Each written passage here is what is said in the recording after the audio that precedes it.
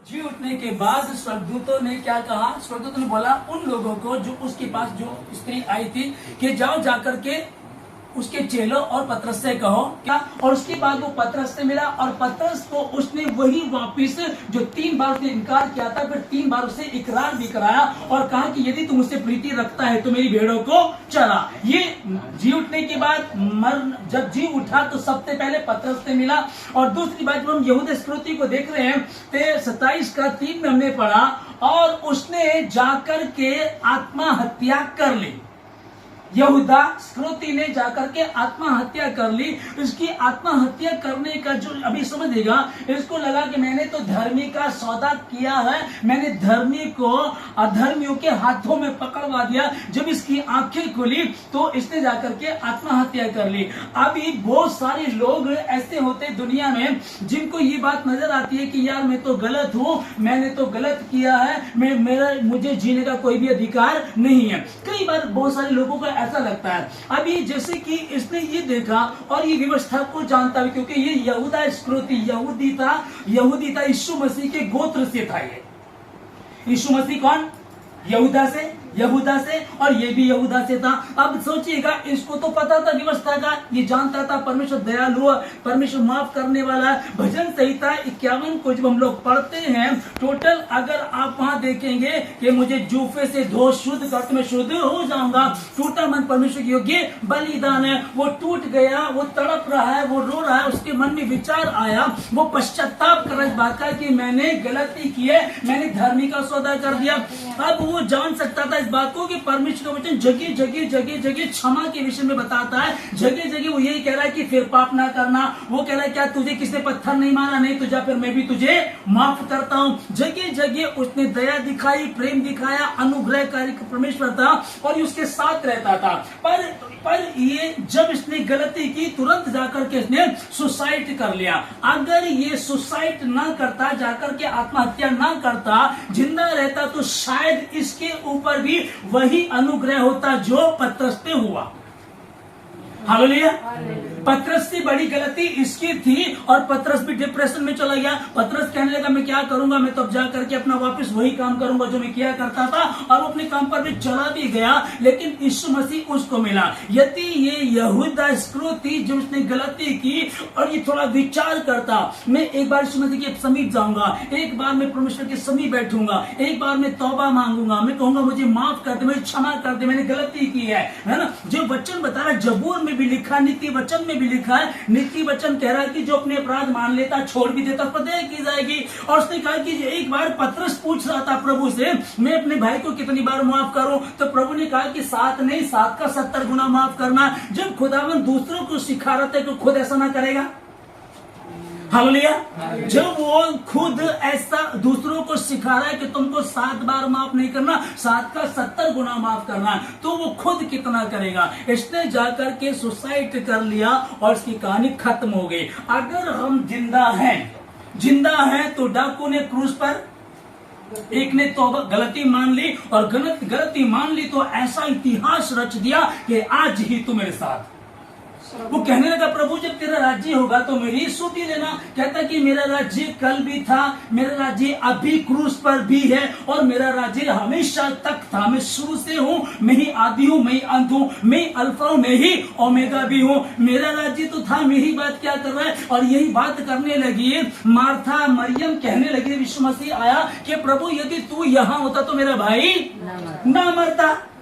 तो ठीक है, मैं नहीं आया तो कोई बात नहीं है, चल मुझे कब्र के पास लेकर के चल। कहने लगी अब तो उसमें से दुर्गंध आती होगी, अब तो 4 दिन हो गए, उसमें बदबू आती होगी, कीड़े खाने लगे होंगे। उसने और बात कर रही थी कि अगर तू यहाँ होता, क्यों? हाँ, क्या तू विश्वास करती? हाँ प्रभु मैं विश्वास करती हूँ कि वो अंत के समय में पुनरुत्थान के दिन जी उठेगा। यीशु मसीह ने कहा होगा आदि और अंत भी मैं हूँ, पुनरुत्थान भी मैं हूँ। जब पुनरुत्थान को बाद की बात है, आज भी पुनरुत्थान हो सकता है। और उसने लाजर को जिंदा कराया।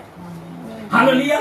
4 दिन के मरे हुए लाजर को जिंदा कर दिया। यहाँ भी यहूदा इस्करियोती था, ये सोच सकता था, ये विचार कर सकता था, लेकिन जल्दबाजी करते हैं कुछ लोग, जल्दबाजी में निर्णय ले लेते हैं। बस मैंने ये नहीं करना, मैंने इस घर को छोड़ देना, इस जगह को छोड़ देना, मैंने इस ऑफिस को छोड़ देना, इसमें ज्यादा काम नहीं हो रहा है, मैं इस बिजनेस को छोड़ दूं, ज्यादा कमाई नहीं हो रही है, बस अब मैंने गलती कर दी, मैंने धर्मी का सौदा किया, अब जाके मैं मर जाता हूं। अगर ये जिंदा रहता, अगर ये इसने तौबा तो करी नहीं, क्योंकि मन में इसने क्या कहा, मैंने धर्मी का सौदा किया। जब इसने मन में सोच लिया, इसका मतलब ये पछताया है।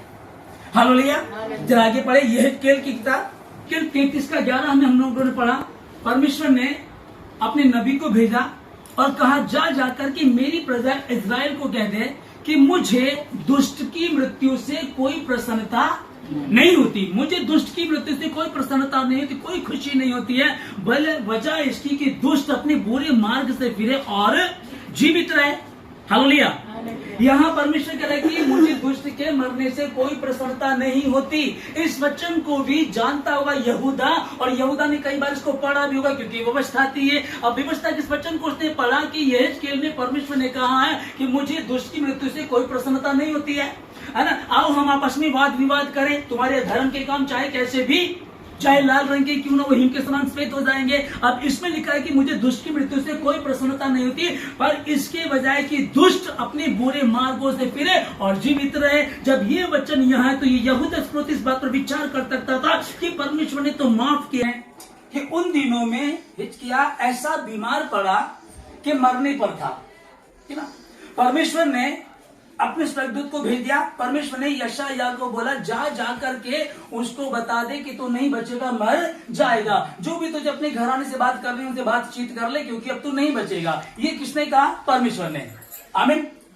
किसने कहा? ये परमेश्वर ने कहा। परमेश्वर बात को बोल दिया। उसके बाद अब इसने लोगों से बात करना ना चाह, पर दीवार की तरफ मुंह करके प्रार्थना करना शुरू कर दिया। और उसने कहा, हे पिता, तू जानता है कि मैं तेरे समीप चला हूं, मैं तेरे साथ कैसे रहा हूं। ठीक है। इसने जब इस बात को बोला तो लिखा है कि फुट फुट करके रोया। और यशायाह जो इसको बताने के लिए गया था, इसको बोल करके वो वापस चला गया और ये रोना शुरू हुआ, तड़पता रहा, रोता रहा परमेश्वर समीप। परमेश्वर ने यशायाह को, अभी यशायाह इसके महल से भी नहीं निकला था, परमेश्वर ने कहा, यशायाह जा और जाकर के उसको बता दे कि मैंने तेरी आयु 15 वर्ष की और बढ़ा दी है। इसी परमेश्वर ने कहा था कि तू नहीं बचेगा, मर जाएगा। और इसी परमेश्वर ने कहा कि मैंने तेरी आयु को बढ़ा दिया। ये हुआ कैसे था? जब उसने पश्चाताप किया, जब उसने तौबा की, जब उसने ये चिंता नहीं की कि प्रॉपर्टी में बच्चों में बांट दूं, पत्नी के हिस्से में ये कर दूं, 10,000 उससे लेने हैं, 20,000 उससे लेने हैं, कारोबार ये कर लेगा, ऐसे कर लेगा। बहुत सारी बातें उसने नहीं की। वकील को बुला लो भैया, मैं एक दूसरे का बांट दूं, बाद में झगड़ा ना हो। उसने कुछ नहीं किया, सब भूल गया और दीवार की तरफ मुंह करके बिलक बिलक करके रोने लगा। तब परमेश्वर ने इसकी आयु 15 वर्ष और बढ़ा दी। यहूदा इसको भी जानता होगा। हालेलुया। इसको ध्यान से समझ लीजिएगा कि कई बार आपके जीवनों में भी दिक्कतें आती, परेशानी आती हैं। जैसे पतरस ने क्या कहा, अच्छा भाई ठीक है, यीशु मसीह तो मर गया, मैं अब काम पर जा रहा हूं, और वो मछली पकड़ने के लिए चला गया। अब वो जीवित था तो उसके जीवन में कार्य हुआ और भयंकर रीति से परमेश्वर के जीवन में काम कर दिया। अगर ये जीवित होता तो इसके भी जीवन से भयंकर काम होने थे। अब थोमा ने क्या किया?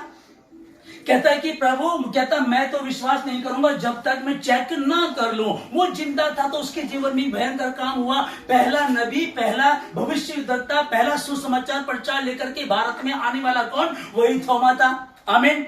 अगर ये जीवित रहता तो इसके जीवन में भी बड़े काम हो सकते थे। इसको पता था व्यवस्था के बारे में कि परमेश्वर दयालु है। हाँ, पर जैसे भविष्यवाणी होती थी पहले, एक भविष्यवाणी परमेश्वर ने, जब शैमुएल, छोटा बच्चा शैमुएल किसके साथ रहता था? एली याजक के। ठीक है। एली याजक के विषय में लिखा है कि एली याजक के बच्चे लुच्चे थे और एली याजक उनको डांटता नहीं था, थोड़ा बहुत डांटता था और कुछ नहीं कहता था, क्योंकि वो राज कर रहे थे, वो याजक है, उसके बाद भी वही याजक बनेंगे। इनके लिए भविष्यवाणी ये हुई थी कि एली याजक, तेरे बाद तेरी गद्दी पर तेरे ही बच्चे बैठेंगे।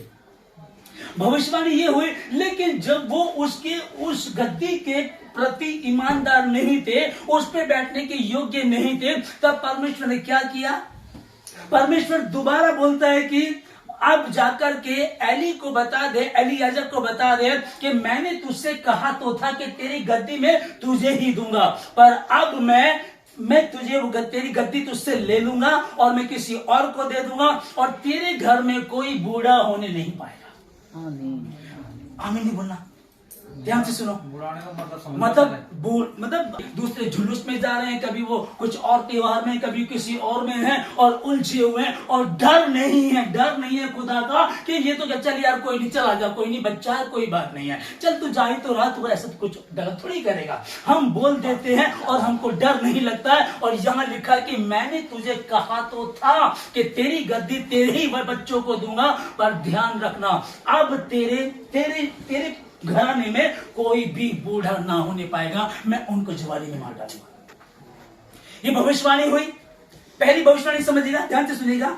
जब हिजकिय्याह को कह दिया परमेश्वर ने तू नहीं बचेगा, मर जाएगा, ये गिड़गिड़ाया, रोया और उसने अपनी आयु 15 वर्ष बढ़ा ली। दूसरी भविष्यवाणी किसके लिए हुई?